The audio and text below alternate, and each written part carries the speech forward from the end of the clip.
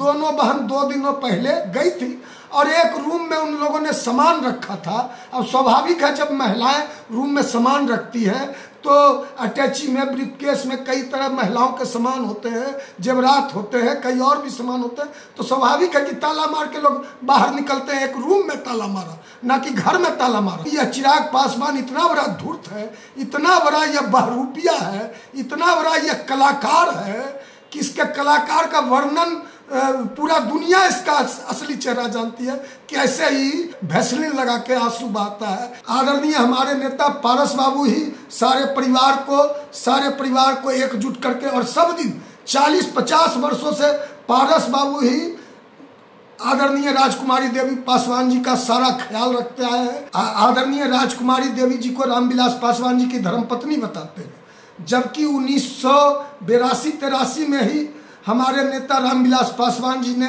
जब दूसरी शादी की दिल्ली में रीना पासवान जी से, तो उन्होंने 1982-83 में ही राजकुमारी देवी पासवान जी को तलाक दे दिया था। नमस्कार, लाइव बिहार देख रहे हैं आप, आपके साथ मैं स्नेहा गुप्ता। कल से फिर से एक बार चाचा और भतीजे एक दूसरे के आमने सामने आ चुके हैं, जहां एक तरफ पशुपति पारस हैं तो दूसरी तरफ चिराग पासवान। और खगड़िया की शहर बन्नी यानी कि स्वर्गीय रामविलास पासवान के पैतृक गांव शहर बन्नी में उनके घर का विवाद अब बढ़ता ही जा रहा है। कल उनकी पत्नी की तबीयत भी खराब थी। आपको बता दें कि पहली पत्नी राजकुमारी देवी की तबीयत भी काफी ज्यादा खराब थी, ऑक्सीजन भी लगा हुआ था, और जिसके बाद चिराग पासवान की पार्टी यानी कि लोक जनशक्ति पार्टी रामविलास के महासचिव, प्रदेश महासचिव ने सीधे तौर पे ये कहा कि पशुपति पारस के परिवार के द्वारा, प्रिंस राज के परिवार के द्वारा राजकुमारी देवी को घर से बाहर निकाल दिया गया, कमरे में ताला लगा दिया गया, जिसके बाद अब पशुपति कुमार पारस यानी कि आर लोजपा के राष्ट्रीय प्रवक्ता श्रवण अग्रवाल गुस्से में नजर आ रहे हैं। क्या कुछ कह रहे हैं श्रवण अग्रवाल, पहले आप इस वीडियो पे नजर डालिए। आज देखिए, जिस तरह चिराग पासवान ने घटिया राजनीति का और ओछा राजनीति का, इसको यह कहिए कि एक निचले स्तर की राजनीति का नज़ारा पेश किया है। शहरबन्नी गांव जो खगड़िया में है, हमारे श्रद्धेय नेता रामविलास पासवान जी का और हमारे राष्ट्रीय अध्यक्ष पारस बाबू का पैतृक गांव है। और वहाँ जो चिराग पासवान, उसके पार्टी के लोग हमारे नेता पारस बाबू पे आरोप लगा रहे हैं कि पारस बाबू के परिजनों ने वहाँ ताला जड़ दिया। यह बिल्कुल ही, इसका हम जितना भी इसका यह शर्मनाक हरकत चिराग पासवान और उसकी पार्टी के ही लोग कर सकते हैं, क्योंकि अब यह बात हम मीडिया में और पब्लिक में पारिवारिक बातों को नहीं घसीटना चाहिए राजनीतिक लाभ लेने के लिए।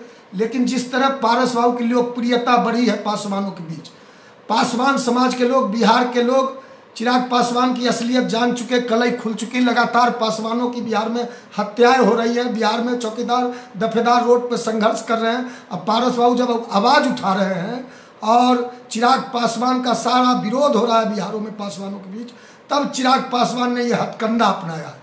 जबकि हमारे श्रद्धेय नेता ये धर्मपत्नी बताते हैं, आदरणीय राजकुमारी देवी जी को रामविलास पासवान जी की धर्मपत्नी बताते हैं, जबकि 1982-83 में ही हमारे नेता रामविलास पासवान जी ने जब दूसरी शादी की दिल्ली में रीना पासवान जी से, तो उन्होंने 1982-83 में ही राजकुमारी देवी पासवान जी को तलाक दे दिया था।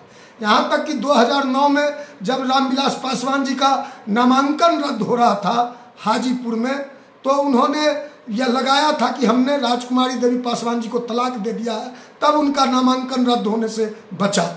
उसके बाद तलाक देने के बाद रामविलास पासवान जी कभी शहरबन्नी नहीं जाते थे। आदरणीय हमारे नेता पारस बाबू ही सारे परिवार को एकजुट करके, और सब दिन 40-50 वर्षों से पारस बाबू ही आदरणीय राजकुमारी देवी पासवान जी का सारा ख्याल रखते आए हैं।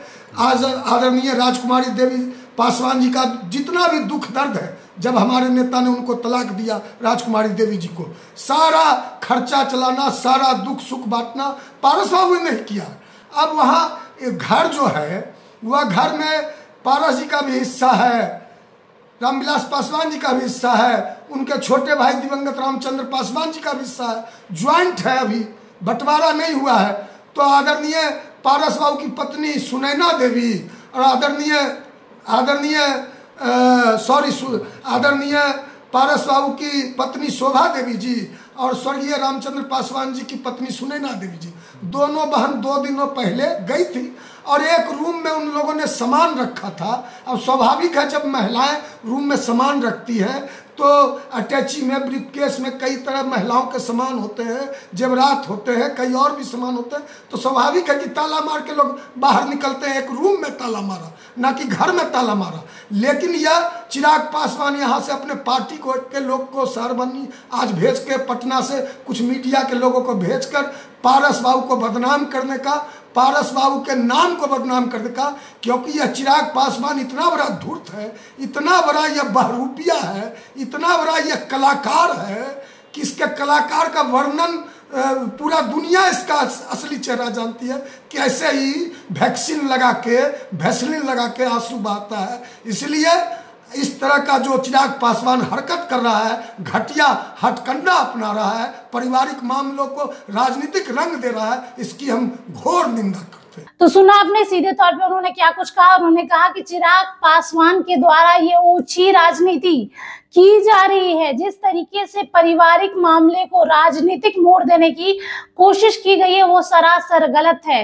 राजकुमारी देवी की जितनी भी हम बात करें, सारे उनके खर्चे, जिस तरीके से वो रह रही है, जब से उनका तलाक हुआ है, वो सब कुछ पशुपति कुमार पारस ही देख रहे हैं।